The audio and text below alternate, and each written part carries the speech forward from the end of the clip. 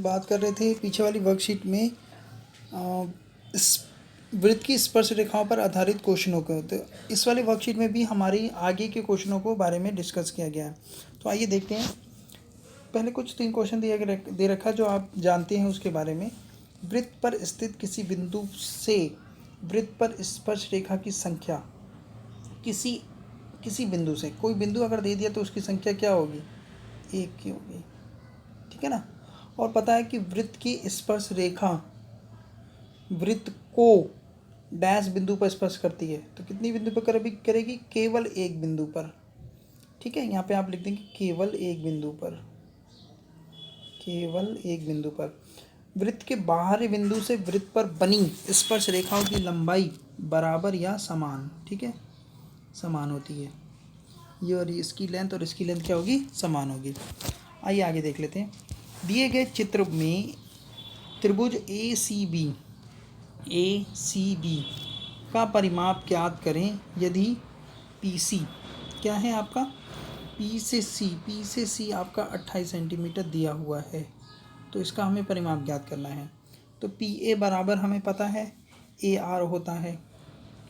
PA बराबर AR, वृत्त के बाहरी बिंदु से बनी स्पर्श रेखाओं की लंबाई समान होती है। और QB बराबर हो जाएगा BR के। PC जो है बराबर है आपका QC के, ठीक है। ये भी इसी वजह से C बिंदु C से स्पर्श रेखा है, अतः QC भी कितना हो जाएगा, 28। यानी यहाँ से यहाँ तक की जो लंबाई होगी वो भी कितनी हो जाएगी, 28 सेंटीमीटर। PC हमारे पास 28 दिया हुआ है। PC को हम क्या लिख सकते हैं, PA प्लस में AC, क्या लिखेंगे आप, PA प्लस में AC और AR प्लस में AC, ठीक है। क्योंकि PA जो बराबर होता है AR के बराबर होता है, इसीलिए PA जो है बराबर हो जाएगा AR के। तो AR प्लस में AC हम लिख सकते हैं, वो कितना है हमारा 28, ठीक है ना। AR प्लस में AC हो गया आपका 28। वैसे ही इसी प्रकार QC हमारा कितना 28 है। और QC को हम क्या लिख सकते हैं, QB प्लस में BC, ये 28 है। और QB जो है क्या है हमारा, वो BR के बराबर। तो BR प्लस में BC कितना हुआ, 28। तो इक्वेशन 1 और इक्वेशन 2 को जोड़ दीजिए, जोड़ देंगे तो आपके पास क्या आ जाएगा, AR प्लस में AC प्लस में BC प्लस में BR is equal to 28 plus में 28। तो कितना आया है पूरा 56 सेंटीमीटर इसका परिमाप निकल के आया। परिमाप क्या होता है, किसी भी त्रिभुज का परिमाप उसके तीनों भुजाओं को योग को ही उसका परिमाप कहते हैं। यानी इसको चारों तरफ से घेरा करना है। किसी धागे को लीजिए, इस A से स्टार्ट करें, B पर पहुँचे, फिर C से स्टार्ट करें, फिर A पर पहुँचे, तो पूरा घेरे को ही हम परिमाप कहते हैं, ठीक है। एक धागा लीजिए, A से B जाइए, B से C जाइए, C से A जाइए और उसको स्केल पे नाप लीजिए, तो वही आपका परिमाप हो जाएगा, ठीक है। तो इस कंडीशन में दोबारा बात कर लेता हूँ मैं, आपको AC दिया हुआ है और AC जो है आपका PC दिया हुआ, माफ़ करना, PC दिया हुआ और PC जो है बराबर है CQ को, और वो दोनों कितने हो जाएंगे 28, ठीक है ना। अब हमें चाहिए क्या, PA जो है बराबर है AR के वृत्त के बाहरी बिंदु से, और BR जो है बराबर है BQ के, ठीक है। अब हमें पता है PC को हम क्या लिख सकते हैं, PA प्लस में AC, ठीक है। तो PA जो बराबर है वो AR के है, AR प्लस में AC, ये कितना है 28। ये एक इक्वेशन बन गई थी और दूसरी इक्वेशन इस तरीके से बना लेंगे, ठीक है। तो आप इसको सॉल्व कर देंगे, आपका 56 आंसर आ जाएगा। सिद्ध कीजिए कि किसी बाह्य बिंदु से किसी वृत्त पर खींची गई स्पर्श रेखाओं के बीच का कोण स्पर्श बिंदु को मिलने वाली रेखा खंड द्वारा केंद्र पर आंतरिक कोण का संपूरक होता है। संपूरक याद रखिएगा 180 को बोलते हैं, पूरक सिर्फ पूरक बोल दिया जाए तो वो 90 को बोलते हैं। तो हमें क्या सिद्ध करना है,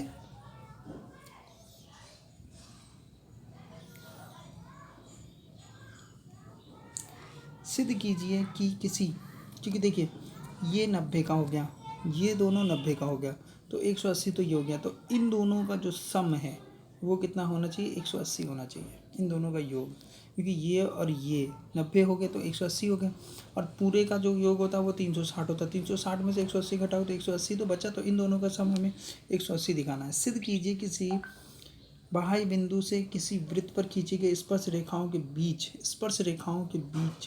का कोण स्पर्श बिंदु को मिलाने वाली रेखाखंड द्वारा केंद्र पर आंतरिक कोण संपूरक होता है। केंद्र पर आंतरिक कोण और ये दोनों रेखाओं द्वारा मिलाया गया कोण का योग जो है वो 180 हो। यानी हमें चित्र अनुसार हमें सिद्ध करना है कि CED यानी ये एंगल और CAD यानी ये वाला कोण, इन दोनों का जो सम हो वो कितना हो जाए, 180। क्योंकि वृत्त की त्रिज्या तथा स्पर्श रेखा स्पर्श बिंदु पर लंब होती है। क्योंकि वृत्त की त्रिज्या, देखिए वृत्त की त्रिज्या तथा स्पर्श बिंदु पर ये क्या होती है, ये लंब होती है। मैंने आपको पहले ही शॉर्ट में समझा दिया था। तो ये क्या हो जाएगा, कोण ACE और कोण ADE 90। तो ACED एक चतुर्भुज है जिसका जो सम होता है वो कितना होता है, 360 होता है। तो ये दोनों 90 रख कर क्या रख देंगे, 180 में से घटा देंगे, आपका कितना आ जाएगा, और सॉरी 360 में से घटा दोगे 180 आ जाएगा। और यही हमें क्या करना है, सिद्ध करना था। ठीक है, आगे देखिए उदाहरण 3। दिए गए चित्र में त्रिभुज DOB, कोण DOB ये रहा, कोण ODC, वो कहाँ है, ODC, ये कोण का मान ज्ञात कीजिए। ठीक है, तो ये देखिए आपको दिया हुआ है कि कोण DOB हल करेंगे, कोण DOB और कोण DOB यानी इसका सम और इसका सम अभी हमने की निकाला था, 180 होता है, सम पूरक होता है। तो कोण DOB आ जाएगा, 180 में से आप क्या घटा देंगे, 40 को घटा देंगे तो कितना आ जाएगा, 140। तो ये कोण आ गया जी हमारे पास 140। ये हमें पता ही है 90 होते हैं, इसलिए ज़्यादा सोचने की ज़रूरत नहीं है। ठीक है, अब कोण DOB क्या है, 100 तथा पूर्ववर्ती क्या कहला रहा है, ये कोण कितना होगा।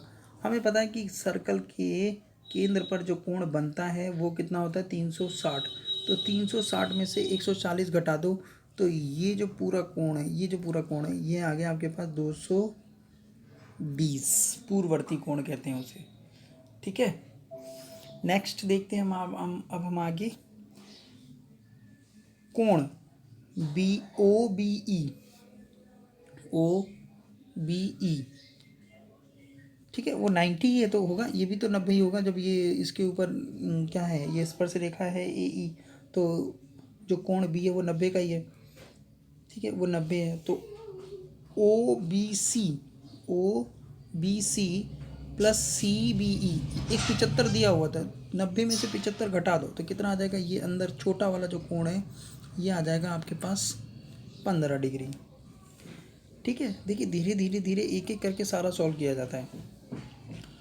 क्योंकि DOB केंद्र पर है और कोण BCD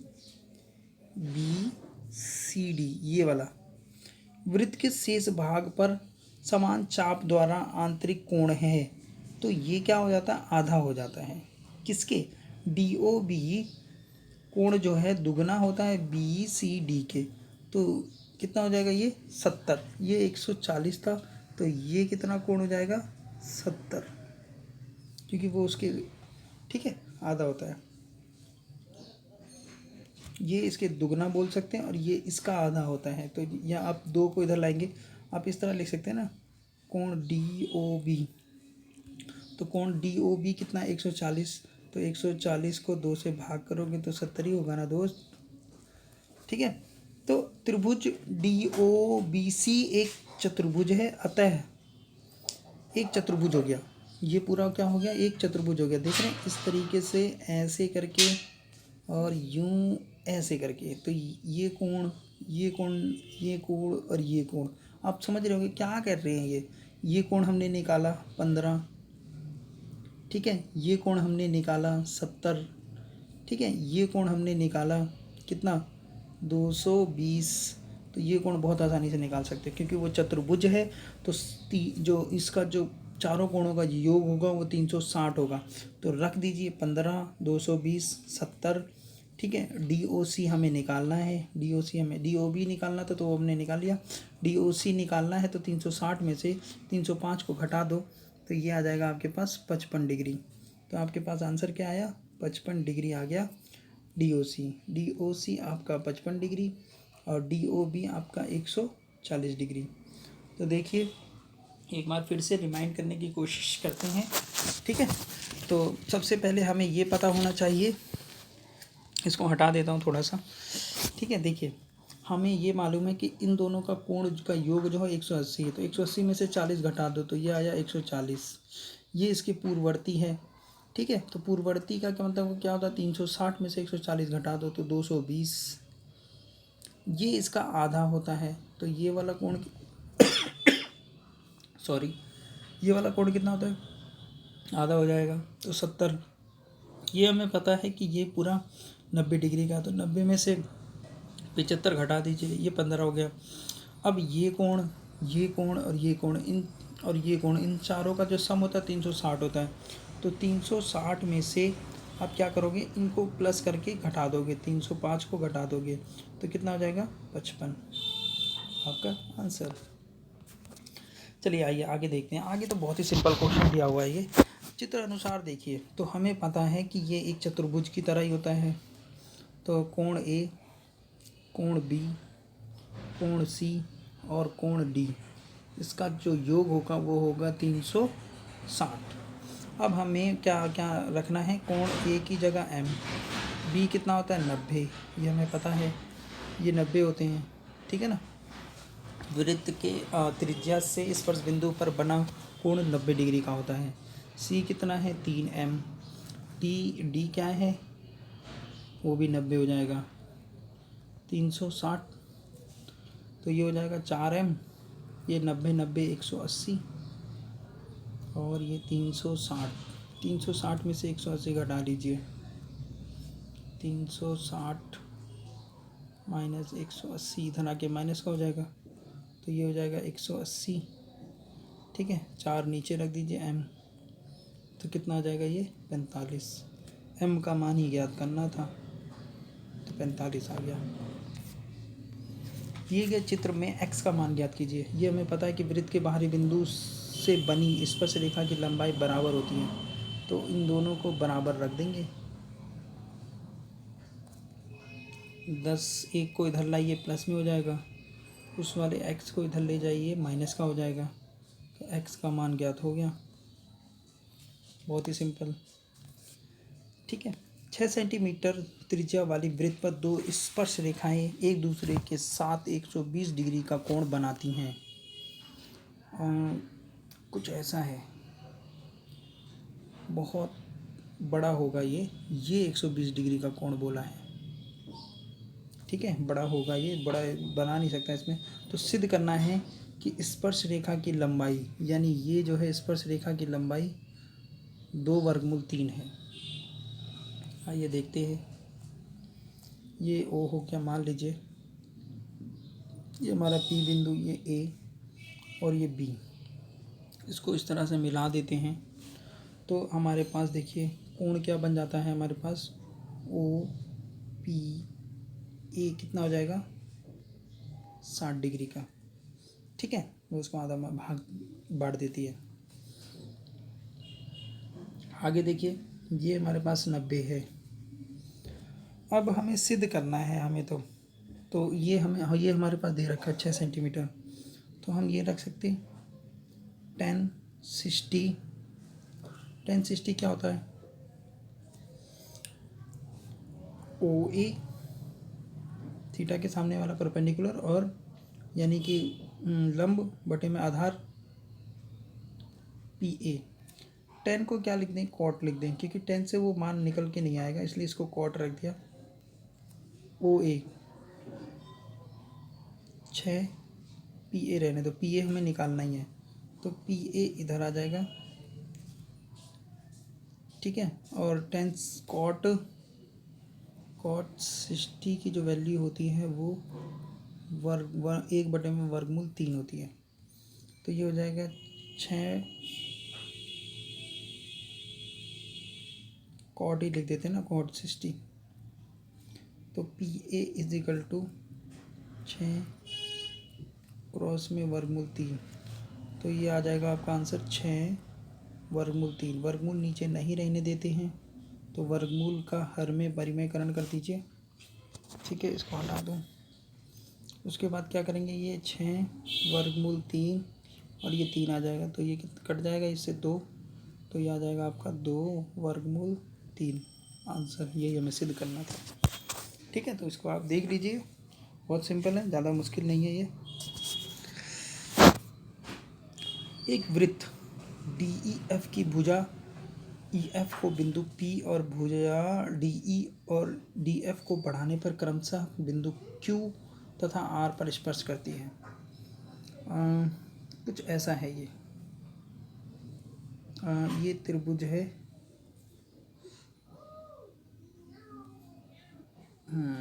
ये इस तरह से, तो ये हो गया आपका डी। ये यहाँ पर कह रहा है कि डी ई एफ त्रिभुज हो गया, उसकी भुजा पी को ये यहाँ पर काटती है, और कह रहा है कि भुजा डी ई और ई एफ को बढ़ा दिया तो वो क्यू पर और आर पर स्पर्श करती है। सिद्ध करना है हमें इस तरीके से। ठीक है, ये हमें सिद्ध करना है। तो सबसे पहले जो हमें दिख रहा है वो हम लिख लेते हैं। तो हमें ये दिख रहा है कि डी क्यू, पूरी जो त्रिभुज है डी क्यू जो है बराबर है डी आर के। वृत्त के बाहरी बिंदु डी से बनी स्पर्श रेखा की लंबाई समान होती है। ठीक है, और दिख रहा है कि ई क्यू जो है बराबर है ई आर के। ये भी ई जो है बाहरी बिंदु हो जाएगा, और ई क्यू और ई पी होगा, ई आर नहीं ई पी। देखने में गड़बड़ मत कर देना, नहीं तो गलती हो जाएगी। दूसरा एफ आर बराबर होगा एफ पी के। ठीक, अब देखिए हमसे क्या बोल रहा है कि परिमाप। तो त्रिभुज डी ई एफ का परिमाप। ठीक है, त्रिभुज का परिमाप क्या होगा, डी ई डी एफ और ये ई एफ, ये होगा त्रिभुज का परिमाप। अब आप इसमें देखिए किस तरीके से लॉजिक लगा है। डी ई को डी ई रहने दीजिए। ठीक है, डी एफ देखिए कहाँ है, डी